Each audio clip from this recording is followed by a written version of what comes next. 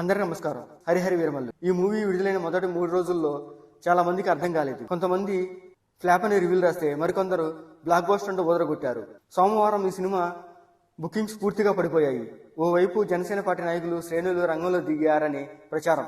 వసూలు చూస్తే వాళ్ళు కూడా ముఖం చాటేసినట్టు కనిపిస్తుంది. సోమవారం ఈ సినిమా అటు ఇటుగా 2,25,00,000 రూపాయలు వసూలు మాత్రమే వచ్చాయి. సోమవారం వసూల్లో 90% కలెక్షన్లు తెలుగు రాష్ట్రాల నుంచే వచ్చినవి. నార్త్ బెల్ట్తో పాటు మిగతా అన్ని స్టేట్స్లో హరిహరి వీరమల్లు సినిమా పూర్తి స్థాయిలో చతికిలు పడింది. ఓవరాల్గా చూసుకుంటే పవన్ రీఎంట్రీ మూవీగా చెప్పుకునే హరిహరి వీరమల్లు సినిమా మొదటి 3 రోజుల్లో 100 కోట్ల క్లబ్లో చేరుతుందని ఫ్యాన్స్ అంచనా వేశారు. అయితే ఇండియాలో ఈ సినిమా 100 కోట్లు నెట్ అందుకోవడం దాదాపు అసాధ్యమైనట్లు ట్రేడ్ వర్గాలు చెప్తున్నాయి. ఈ ఏడాది బిగ్గెస్ట్ ఫ్లాప్ లో హరిహరి వీరమల్లు కూడా ఒకటి నిలిచే అవకాశాలున్నాయి. ఈ సినిమా వసూలును అధికారంగా ప్రకటించలేదు యూనిట్.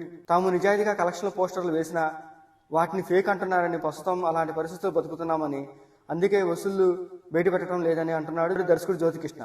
బహుశా రాబోయే 2-3 రోజుల్లో కలెక్షన్లు వివరాలు వెల్లడించే అవకాశం ఉంటుందని హింట్ ఇచ్చాడు.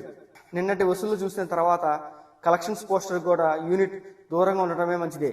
దాదాపు 250 కోట్ల బడ్జెట్తో తెరకెక్కించిన ఈ సినిమా బ్రేక్ ఈవెన్ కూడా అవడం కష్టమే. వీడియోస్ నచ్చితే లైక్ చేయండి, షేర్ చేయండి, సబ్స్క్రైబ్ చేసుకోండి. Thank you for watching.